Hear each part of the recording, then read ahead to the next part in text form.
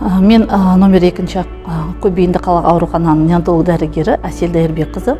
Жаңа туған сәбилерді, перзентханада балаларды қарап бақылаймыз.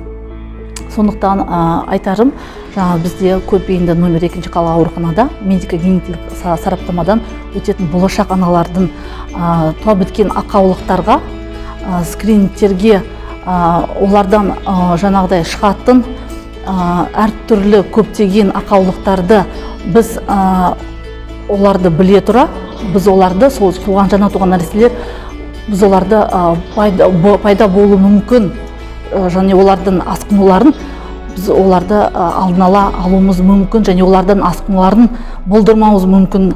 Сондықтан біз мен өз ойым, болашақ аналар сондай туа біткен ақаулықтарға скринингтерден өтіп және солар ақаулықтарын уақытылы мен болашақ аналарды медико-генетикалық сараптамадан олардың нәресте болатын туа біткен ақаулардың нәрестелердің сақтануын және олардың пайда болатын асқынулардан болдырмас үшін болашақ аналарға ұсынар едім осы генетикалық сараптамалардан өту керектігін және маңыздылығы зор екенін айтар едім.